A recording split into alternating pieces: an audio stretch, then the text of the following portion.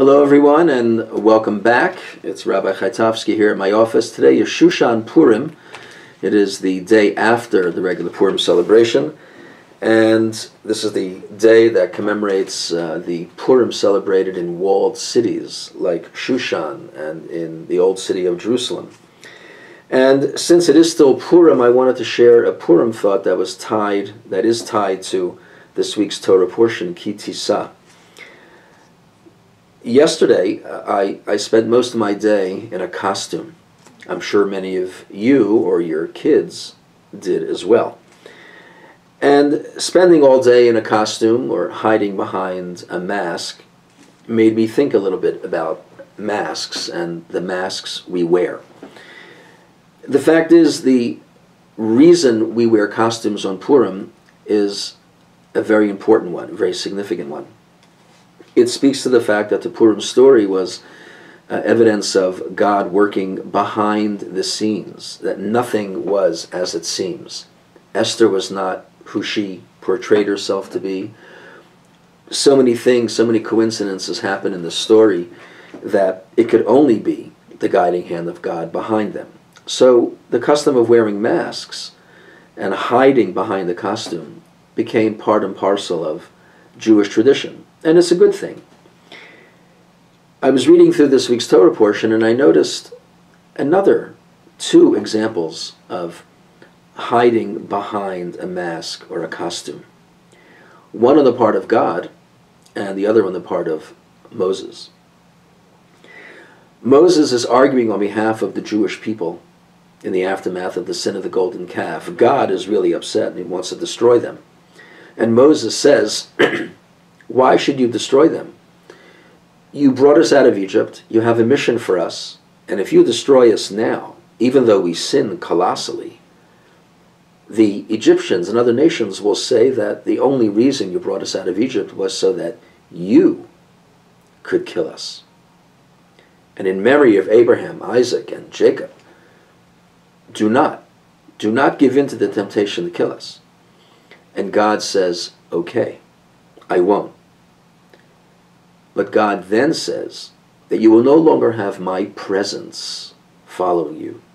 I'm going to send an angel, a representative of me.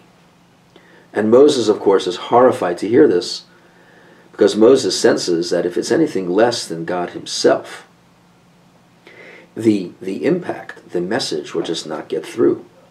And Moses argues with God about this, and Moses wins.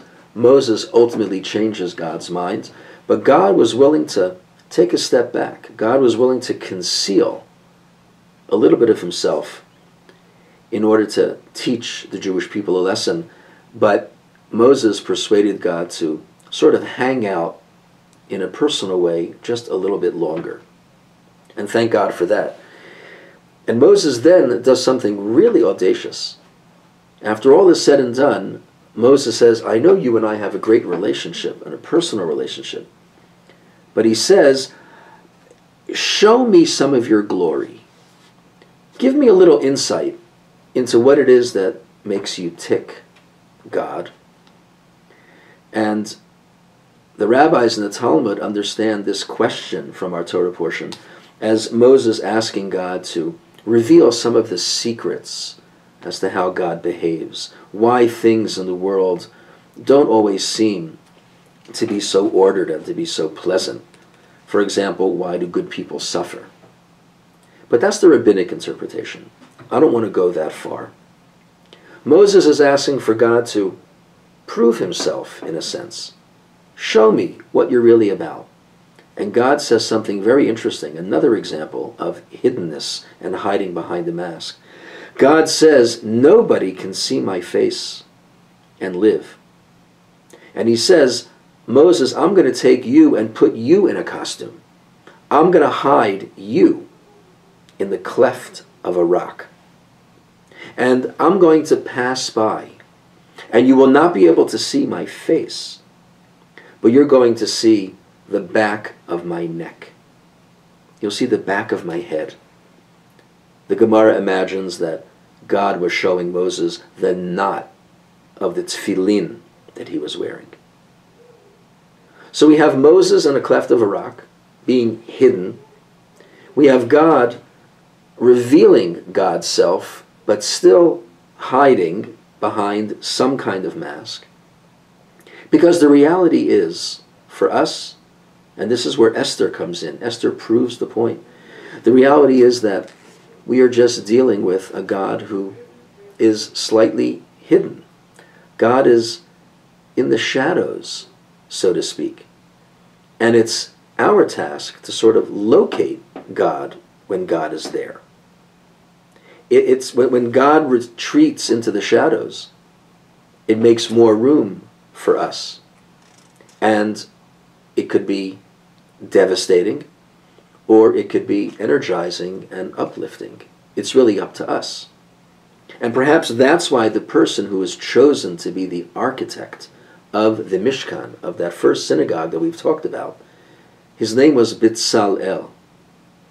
And his name means in the shadow or in the shade of God. Maybe that's the model. Maybe we all have to think of ourselves as walking in the shade of God. And that leaves room for us to sift through everything that's happening and to try to locate the spark and the presence of God, even when we might first think God is not there. That's a very relevant message for the way we live our lives today, because we are living in Hester Panim. We are living in an age when God is a little bit more hidden than perhaps we would like. But that means that there's more for us to do. And with God's help and with our own initiative, we'll be able to do exactly what's needed.